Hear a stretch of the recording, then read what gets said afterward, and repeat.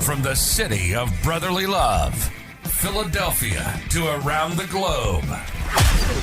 You're listening to Shark Bite Biz, your exclusive place for business strategy, sales, marketing, and tech in the roaring 20s. And now, here's your host, David Strausser. You just arrived to the newest episode of Shark Bite Biz. I'm your glamorous host, David Strausser. This is your place to learn how to grow a business during complete global chaos. Today, we're gonna wow ya. First though, remember, please download the Shark Bite Biz app on Android at the Google Play Store, where you can find every single episode of this show, both the audio version and the video versions, right there in the app. Plus, you get all the bonus content there too that we come out with, like our Shark Bites, our YouTube Shorts, all those things right there. Again, Google Play Store, just look up Shark Bite Biz. You're going to love it. The best part about the app, though, you could buy our fabulous coffee right there in the app. If you don't want to use the app to get the coffee, though, you know, the greatest coffee known on earth, you can head right on over to deadhousecoffee.com. Use code SHARK and you'll get 20% off your order, and we'll get all the proceeds to directly support us producing the biggest and the best show we possibly can. Now, let's get back to today's show. I just said the show was about us going to wow you, okay? What do I mean by that? I mean, how do you get to the shortest path to wow with your customers, with your products, with your clients, with your business? And we're going to talk about something that is kind of unique, which is falling in love. And I mean really falling in love with the problem. We got some pretty good stuff coming up from another TEDx speaker here today on Shark Bite Biz. So, who do we have today? Mr. Simon Severino. Simon Severino is an author, CEO of Strategy Sprints, and host of the Strategy Sprints podcast. He has interviewed powerhouse entrepreneurs like Rita McGrath, David Allen, Nir Ayal, I might be pronouncing that wrong, Perry Marshall, Vern Harnish, Brian Kurtz, and hundreds more on business, productivity, and growth. He helps business owners in SaaS and services run their company more effectively, which results in sales that soars. He created the Strategy Sprints method that doubles revenue in 90 days by getting owners out of the weeds. Simon leads a global team of certified Strategy Sprints coaches that help clients gain market share and work in weekly sprints, which result in fine execution. As a member of the SVBS, which is Silicon Valley Blockchain Society, he enables cross-stage capital flows and helps minimize execution risk in technology startups. His team is trusted by Google and Silence Ventures, Roche, Amgen, and hundreds of frontier teams. He is a TEDx speaker and has appeared on over 500 podcasts. He writes for Forbes and Entrepreneur magazine about scaling digital business. Hey, without further ado, let's bring Simon right on in here. Business strategy. Simon, welcome to Shark Bite Biz. You, my friend, you just became Shark Bait. Thank you for having me here. I'm excited. Oh, that's great. That's, really fun to have you here. You're coming in from Vienna, you just said? Yes, Vienna, Austria. Oh, yeah. We love doing these international shows because our show's just growing so big. We're getting such a good platform. So we have a tradition on this show. Very first question. It's always the same for everybody, okay? What's your experience? What's your background? What have you done? What are you doing? What makes Simon Simon? I'm doing only one thing since 18 years, and that's helping teams with go-to-market. So I sit with the executive teams of the coolest firms on the planet and help them structure their thinking and take decisions. And mostly The decisions we need to take are around which product is in which markets, when to launch, what to launch, how to launch, if to launch, and how to help the people they serve to solve the problems that they want to solve. That's what I do. Go to market, coaching. 18 years, only this. Wow, that is that's amazing. That sounds like a lot of fun, though, because you're definitely working with a lot of cool tech companies, right? I do software companies and professional services, consultancies, and agencies. You know, one of the things we do professional services with my day job, and it's kind of cool because it's one of those things too where if a customer can dream it, you know, we can build it for them with our platforms and our software. And it's really kind of cool and satisfying when you're in that type of a position, I think. To me, it's exactly at the intersection of art and science. And that's what keeps me absolutely interested. And I love doing this because, you know, there's the numerical side. Go to market is about market shares, closed deals, size of the deals, how many deals in the pipeline, how many closed this week. That's the numerical part. But then there is the art part, how to enhance relationships in the B2B conversation, how to become a trusted partner, an educator, a challenger, somebody that brings value whenever we come together. How can we make that a moment that sparks magic and that creates value and solves problems? That's cool. Oh yeah, no, it's great. It's great. And it's really funny that you say that because literally up until this morning, I didn't really think of art plus technology with the creative portion of what we did. I mean, I thought of it as creativity and stuff, but not necessarily art. Up until this morning, about 2 hours before we talked, I'm like, wow, it is art. And that's because I got that new show on Netflix about the people who created, what was it, TerraVision, which was essentially almost like, I guess, Google Maps before Google Maps was. And, you know, their company, it's called the $1 Billion Code. Their company was, you know, I think it was called Art Plus Com for art and technology, essentially, is what they were doing in the 90s. And it was really cool because watching this, it really kind of worked my mind to where for the first time, I kind of was really seeing art speak through technology, you know, from that aspect. It just, I don't know, it just like a little shift to where I just started looking at things a little bit differently. Is to me, there is nothing that is really not art and science.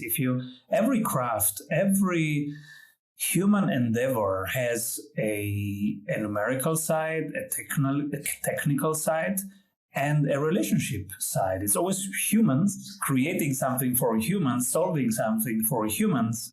No street has ever been built without humans. It's humans are building streets, solving problems, and creating wonderful things. Well, I mean, if you get back to ancient times, apparently aliens built it all. But that's a discussion for another podcast, right, Simon? Yes, there are better experts on that than me. Yeah, I want to get the guy that has poofy hair on here. I forget his name, but I'm trying to get him on. The guy who says everything. It was aliens, you know? You see the meme probably. So one of the things you do is you work with tech companies, professional service companies, and you work with go-to-market strategies. And one of your speaking topics that you had, I really thought was pretty cool, is how to shorten the path to wow. What can you explain that a little bit for us? Yes. So when you think of sales, most people think of the beginning of their relationship and how they can close. Now, it should really not be called closing because it's an opening, it's an intensification. Really, it's, hey, let's commit to build something together. Let's put in some skin in the game, both have risk, and let's do something. Let's solve a problem or let's build something valuable. That's the beginning of the relationship. And that's a lot of effort and it costs. The cost of acquisition at the beginning are high.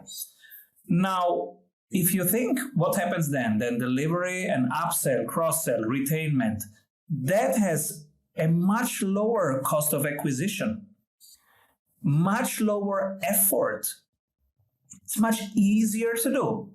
So what we help our clients do is create some really good retainment systems, upselling systems that increase the lifetime value of your clients, which is much cheaper to do. You don't need any marketing. You don't need any risky things. And it's easier to do. How can you systemize that? And the technique that we have developed is take your wow moment. Let's say you work with somebody for 3 months.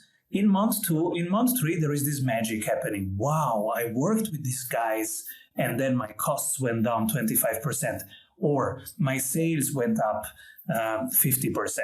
That's the wow moment. Now, it's an easy exercise, but it changes everything. If you take that wow and you move it forward. What's the smallest thing we can build in the first 7 days that has partially this wow in there?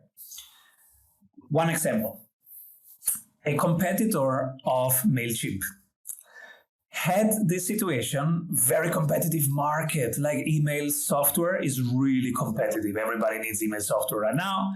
So, and many people are building it, and MailChimp was already really, really good.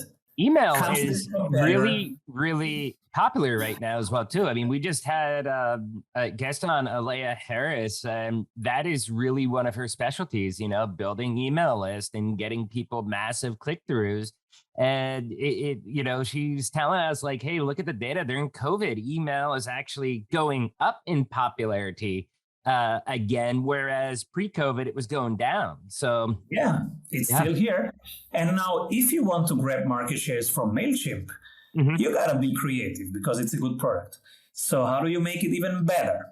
They build something quite similar and have shortened the moment to wow. So the usual situation was, okay, client is here, wonderful, 7 days trial, come in. Now, please upload your CSV files. Yeah. Client, gone. Because 90% of the people, what is a CSV file? They hop to Google to see what it is and how to upload it, and you lost them. Now, they changed it. That's one thing that drives me nuts. Sorry, that's one thing that drives me nuts whenever I say, hey, upload your CSV file. Why don't you just say Excel? I mean, it's an Excel file, really. I mean, what other program are you going to use Excel? I mean, you can give me 100 people, 99 of them are going to say, you know, either Excel or Google Docs with their spreadsheets, but it's a spreadsheet. Now you're thinking from the customer's viewpoint. Yep. The engineer thinks, so I need to find out who you want to send to, so upload the data. And the language that they use is that language. So if you flip it like you are doing and say, wait a moment, on the other side, what do they need to experience? And now we bring it together with our Shorten the Path to Wow technique. You take what would happen in week 3, bring it into day 1. So what they did is skip the CSV part. Hey, welcome to the 7 days free trial. Let's do this. Let's create your first email. I see that you are selling flowers. Here are 7 pictures of flowers. Pick your favorite. Now we have 7 different fonts. Please pick a font. Here you have 5 examples of good emails. Pick one. What happened is this small business who was selling flowers, after like 10 seconds, had an experience. Wow, my email looks a professional brand. I have never felt so professional. That's the wow. That's what you want to have. And now comes an email that says, all right, we are on board with this. And the next 4 hours will be very painful. I'm going to ask you engineering stuff. You're going to hate it. But in the end of this, you will have this feeling of professional brand for months and years. Are you in? Is this worth $40 a month? let's do this. That's interesting that you say it like that, because my listeners know my day job. I do ERP for small businesses. And one of the things that I tell my customers is that, look, hey, Vision 33's job is to make this as pain-free as possible. Doing an ERP implementation is kind of like a full body transplant. It is very painful. It sounds painful already. I don't even know what it is. Yeah. Yeah, business management software. So, you run your whole business enterprise on one solid solution with like SAP. We do SAP and Sage. And, for us, it's like it's extremely, extremely painful. Our job, our experience is try to make this the least amount of painful that we can. So that way, when it's over, you're like, wow, that really, really sucked. I do not want to do that again, but it was totally worth it. That's the experience that we're trying to get out of our customers, because we can't take all the pain away. You're transferring systems, getting things out, re-engineering your business processes. It's going to be frustrating, and you're going to have different departments or different people competing for different specific process flows to give them the advantage in the business. And you've got to find a way to manage that all and just move the project forward so that you don't get stuck going around in circles. And it is frustrating, but at the end of it, our job is to make it the least amount frustrating possible. We want customers to get the value. Yeah. Does that make sense? Yeah, absolutely. But you didn't sell me. Well, you have to see the software first. I can't sell you if you don't see the software. Okay. Yeah, you see, the wow must come earlier. Otherwise, you lose people. You have 7 seconds. Well, that's the thing, though. Usually, I have that discussion. We have that discussion after they've already seen the software. They already know how it's going to address their needs. Now we're setting the expectations of, okay, well, what is it? Because now you're kind of going through your rebuttal phases of the sales cycle. Well, how long is it going to take to implement this? How hard is it going to do? So that's where we kind of, they're already sold on the solution, but we're trying to get over the last few speed bumps by showing them the value that we bring and why they need to choose us as their partner. Does that make sense now, looking at it as a whole? The sooner the wow, the better, especially because now you are in a warm position. You know them already. There is a relationship. And then you might have a couple more seconds. But in a cold relationship, at the very beginning, they don't know you. They go 7 seconds on your website. We need a wow there. And so in that example, it was the same thing. I help you draft emails. But they managed to bring the wow to the front. And that's what we do with our clients. So we map out the customer journey. It takes half an hour to map out really the customer journey and then simplify it and say, what is the wow? Where does it happen? And how can we make this experience as soon as possible, even if it's just a fraction of the experience, but they need to touch the magic. When they touch your magic, and they are the right person with the right problem, they will stay around. And are there any boundaries around touching someone's magic? Your magic is that you systemize their business. You re-engineer their processes. That's the magic.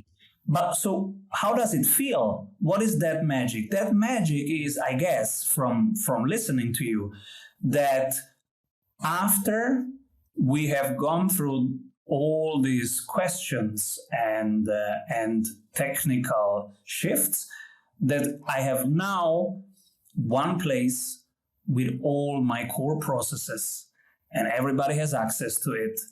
And I can go on holidays for 4 weeks and the business soars. That's magic. That's your magic. And on the website, I want to see this in the first 7 seconds and I want an image about that. And if you say ERP, I'm off your website. But if you say your business will soar while you are on holidays and we know how to systemize this stuff under the hood. Yeah, ERP does scare people. I can verify that. Especially you start hearing names like SAP, they're like, SAP is too big for us. Never again. Everybody who has touched it, oh my God. Yeah, exactly. I will mention before we change topics, the last time I was wowed was just looking at that pile of books, that tower of books behind you. That is amazing. Yep.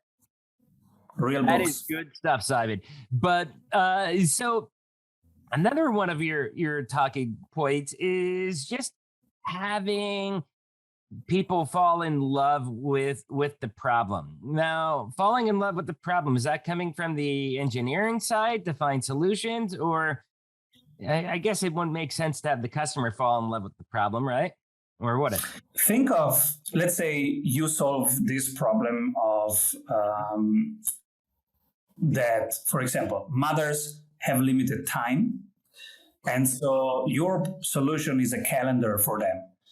Now, if you fall in love with the problem, meaning that mothers have always limited time, you will bring value for mothers for the next 100 years because it will always be the same. But your solution, if it's a paper calendar, will become a digital calendar and later maybe an NFT or whatever, or it's in their glasses or it's just transplanted into their head. So the technical solution will change every couple of years and decades, but the problem will stay the same. So if you stick to the problem, you are de-risked. If you stick to the target group and to their problem, and you stick to serving this problem solution, you are de-risked. For example, today, right now, I have 5 interviews, but between these 5 interviews, I want to shop old coins because they are down 7%. So they might be down 8% when we are done, and I will go and buy the dip. So if I just fall in love, because as a CEO, I need to think about treasury and how to have assets that appreciate and not depreciate. And it's not that easy to do.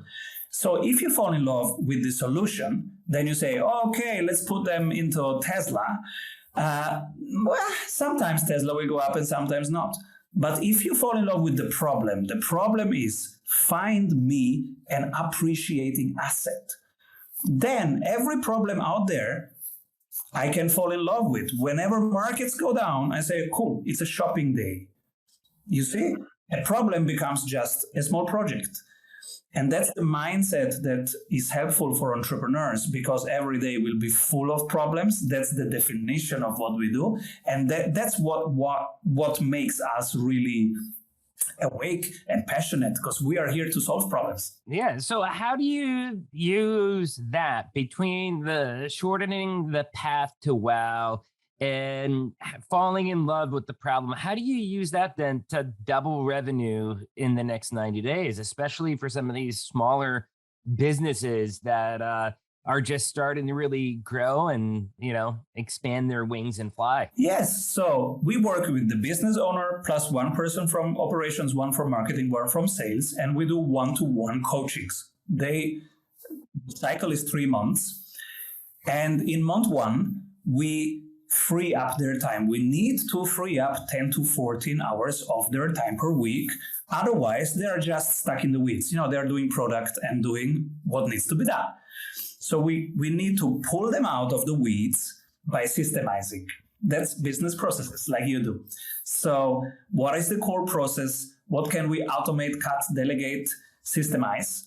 And so we get the owners, the founders out of the weeds, and now we start working with them on the customer journey, on form, fit, and function of the sales system, and on making the sales system repeatable and reliable. That's month 2. And there are 3 specific things that we do. Increasing the frequency of the sales by 25%, increasing the conversion rate by 25%, and increasing the price by 25%. You do these 3 things, you have increased revenue by 99%. Now you have people who have more time and you have more cash flow in the system. So after 90 days, this team is aligned, is happy, is not overworked anymore. And and leaves a great testimonial. That's what we do. 3 months. 3 months in and out, you're done. So with all the businesses you've worked with, I mean, you have come up with 3 different CEO habits that you kind of have seen that run across a lot of different CEOs, I imagine. It's what would you say, that it's 3 things that all of them most have in common, or what exactly? This is really relevant when outside everything's changing. What is it that you really can control? Because it's just 5%. 95% is not in your control. 5% is in your control. And what are these 5%? I would say it's the daily habit, weekly habit, and monthly habit. Daily habit, we have people write down how they allocate their time today. And so it says 6 o'clock, I'm running, 7, I'm having breakfast with my kids, 8, I'm writing 600 pages, 11 o'clock, I have my sales team meeting.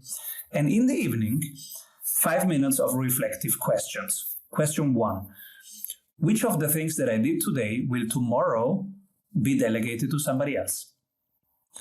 Question 2, if I would live more freely and more intentionally, what would I do tomorrow?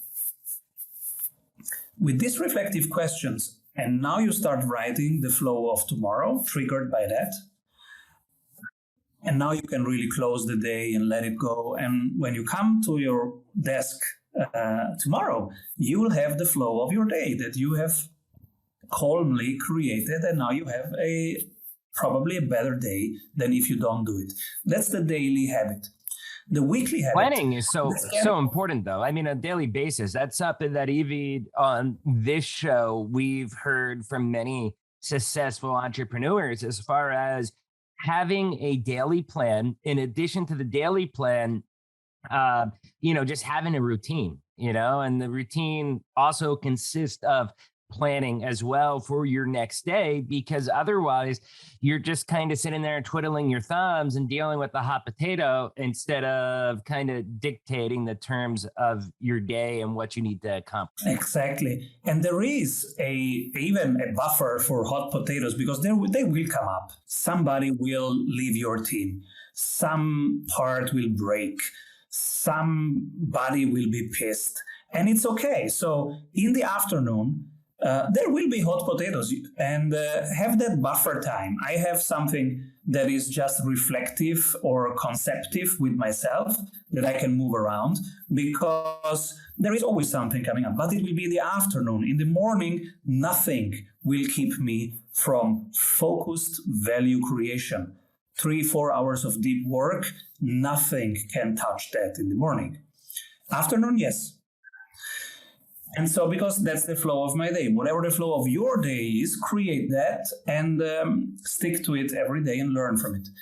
The weekly habit is get your key numbers every 7 days reported. Marketing numbers, operations numbers, and sales numbers. Most people don't have that. They wait for 1 month to get this, but you don't take decisions every month, right? When do you take decisions? Kind of every day. So you need your information right now. You need information in the moment where you take decision. Otherwise, what do you base your decision on?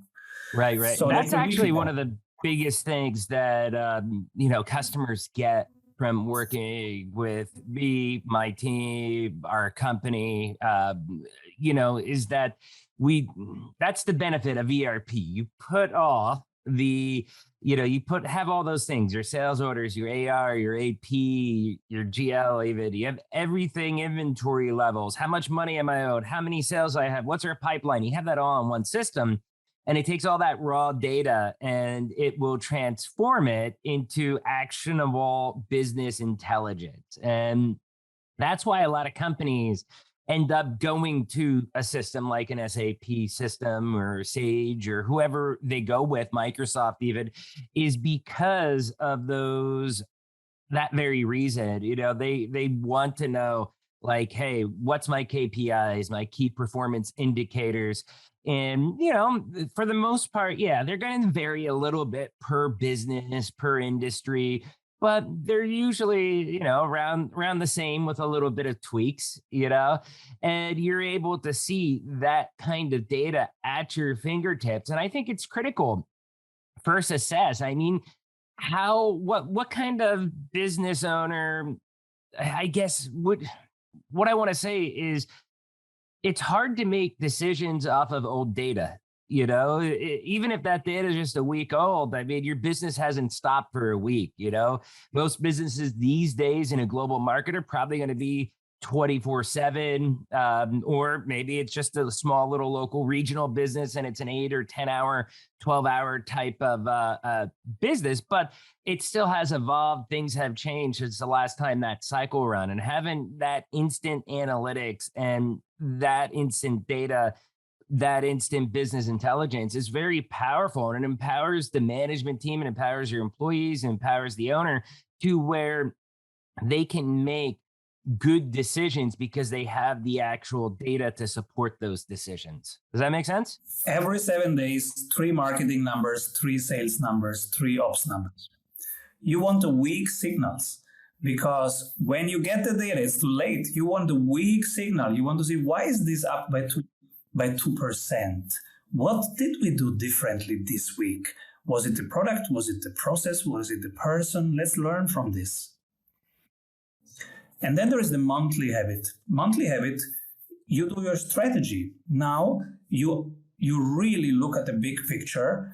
Are we going into the right direction at the right pace? Is the pace of growth 2%, 12%, 25%? Is it what we want?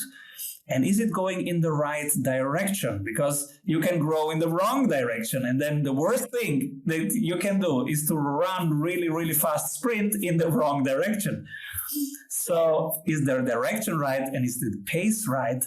And how about our confidence? Are we 100% sure? Everybody here in the team. Are we 100% sure that we are the right team to solve the right thing at the right price for the right people at the right place? If all of them, if every team member says yes 100%, then we tick the boxes off. Done, half an hour strategy session. Now let's go to operations again. If one of us is below 100%, we stop, and that is the only conversation to have now. Why do you think? Are we below 100%? Is it wrong product, wrong price, wrong point where we catch the people? So what is it? Because our confidence will have a delay. So if I am 60% confident, how much can I get across onto your side?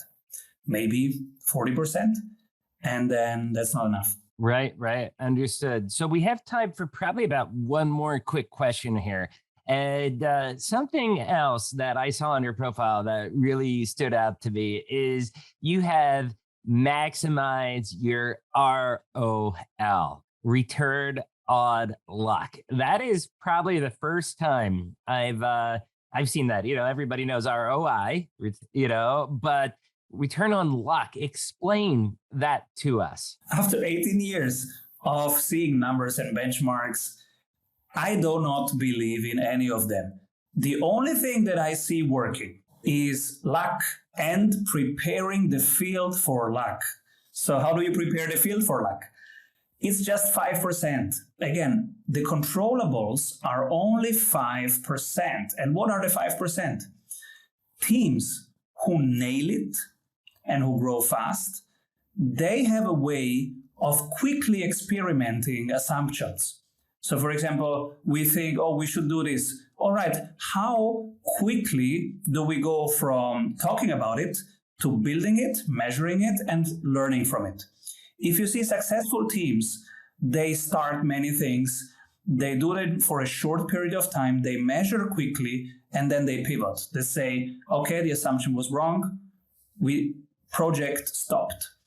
And so good teams have a long list of experiments that went wrong. They tried 50 things in a very short period of time, for example, with sprint methodologies or lean methodologies or agile methodologies. They have tested them very quickly. And out of 50 experiments, one is the winning one. And then they focus everything on this one and improve it every week. That's the ROL. That's how you prepare for return on luck, by having a structured way of doing parallel multiple experiments.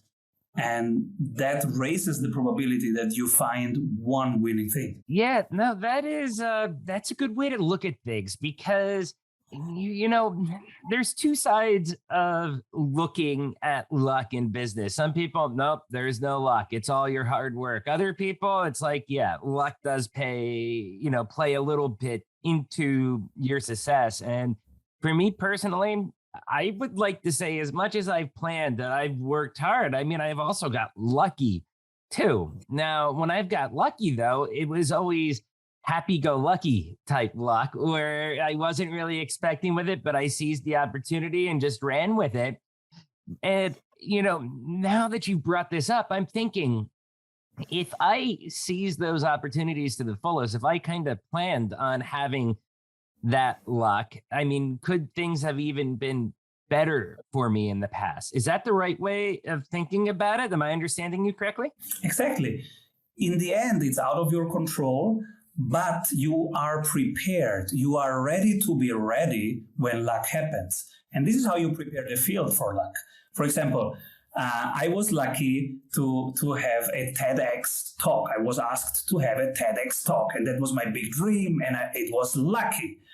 But if you look back, 3 years before, I had started writing my newsletter in English in a time where everybody would write in their local language. And I went, hey, no, why?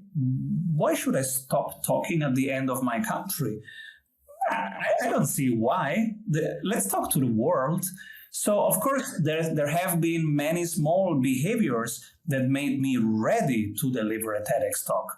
But at the end, it's luck if you get asked or not, right? Yeah, totally.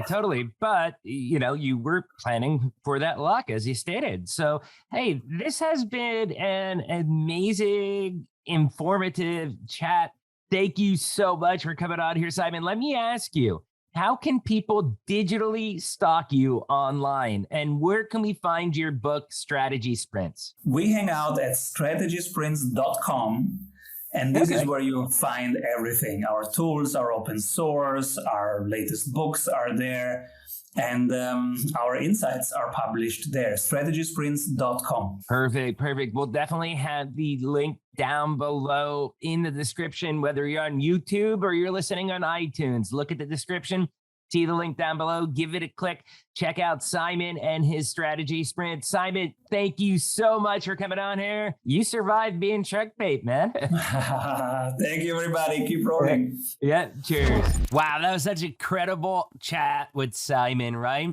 First, hey, listen to the end of this outro segment right here. I got a huge surprise for y'all today. First, though, you all know the routine. If you found this interview helpful, if it sparked those warm and fuzzies, do me a favor, hit that like button, smash that subscribe button. And if you really want to help us out, because Shark Bite Biz is the greatest kept secret in the world of business, please do us a favor, share us out to your network, your friends, your colleagues, get us out there, Facebook, Twitter, LinkedIn, basically wherever you dwell on the interwebs. Get us out there, share us. That is the fastest way to help us grow. Now let's get back to our rock star guest, Mr. Simon. Simon gave us so much to think about during the interview. First, that was an impressive stack of books behind him, wasn't it? Did you see that? If you were watching on YouTube, he had a huge stack of books. Imagine playing Jenga with that. That would be so fun, right? Now, let's get back to the real stuff, okay? You may think what Simon was saying was a little bit optimistic, let's say. Okay, doubling revenue in 90 days. I hear you, and I've got to admit, I'm a little bit of a skeptic as well. But at the heart of what he was saying is something I believe to the core. owners should not be in the weeds. Many of the companies that he works with, the owners are still working as if they were the employees.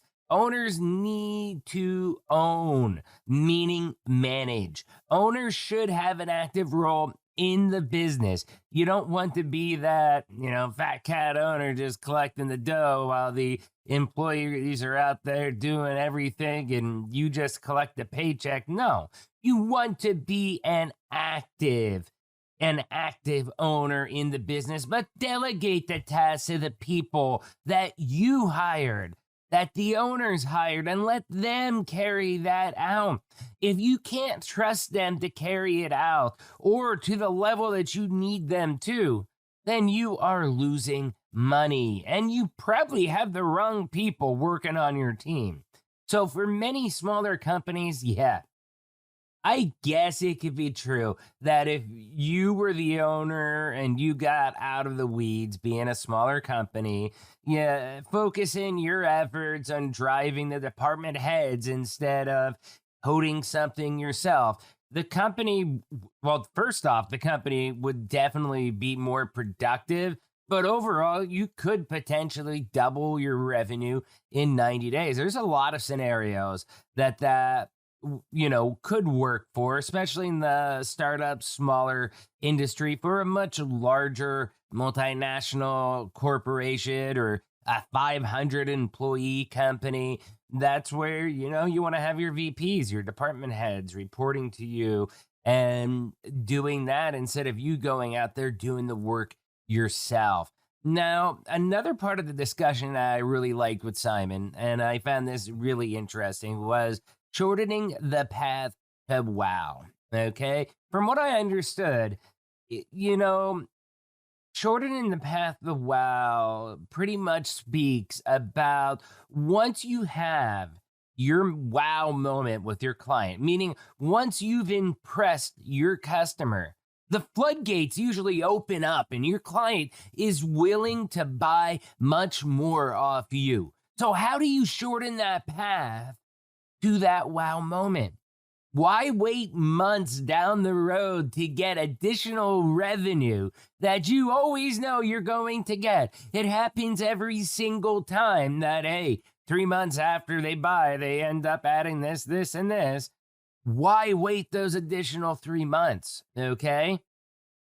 Now, I think he's a little aggressive with his timeline. He said 7 days, and that works in some industries.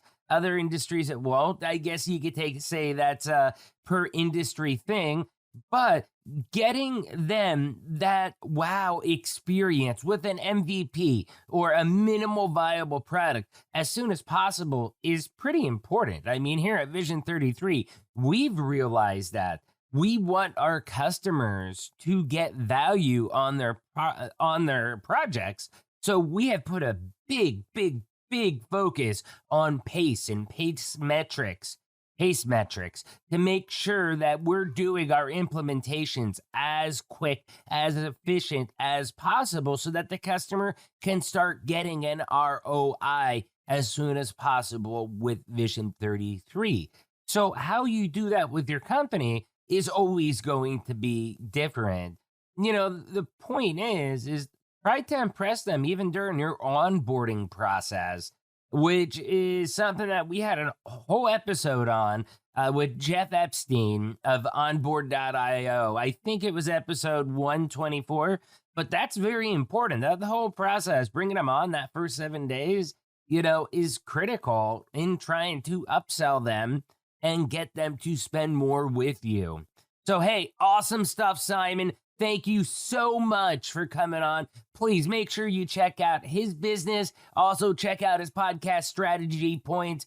Question of the day. And here's that surprise I told you all about. The first 3 people that tag me on Twitter, okay, at dstrausser83 and at SharkBiteBiz. You got to have both. But the very first 3 people, and I picked Twitter because most people have it, and this way it's fully transparent. But the first 3 fans out there that do this will get from me your very own Shark Bite Biz tumbler, brand new one. This one's used. This is mine. Okay, you'll get a brand new one of these absolutely free, no cost for you, no shipping cost. I will be personally mailing it out to you. But here's the catch. I'm also going to pound you a bag of coffee, a 1 pound bag of your favorite coffee from deadhousecoffee.com. There's 2 ways we could do that. I'll either just ship you whatever you want, or you can go to the site and pick what you want with a special code. We'll figure it out. But first 3 people tag me on Twitter at Strausser83 and at SharkBiteBiz. You should be able to see my Twitter handles right down below on the screen. You know, you get the coffee tumbler for free. You'll also get a free pound of coffee to enjoy with it. I can't wait to see you win it, and I definitely want to see some pictures on social media with the tumblers and the coffee. So, hey, you want to be a guest on the show? You know how to do it. Interviews at sharkbitebiz.com. If you're watching us on YouTube, please don't forget to join the channel. It's $3 a month. You can become a baby shark. Also, as I just mentioned, don't forget about deadhousecoffee.com. Go there, buy coffee, or, like I said, win coffee on Twitter with a tweet, okay? But buy coffee, use code SHARK. You'll get 20% off of your order. All the proceeds help make this show happen. So please help support us, deadhousecoffee.com. Once again, you all know this, but I'm David Strausser. This is Shark Bite Biz, and we'll see you all next episode. Cheers.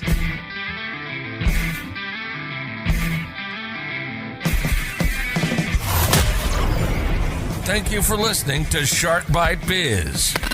We hope you got some insightful info from this podcast. Be sure to subscribe to us through your favorite podcast app and visit us on the web at www.sharkbitebiz.com. How has business changed for you in the 20s? Email us at podcast@sharkbitebiz.com so you can join us and share your story.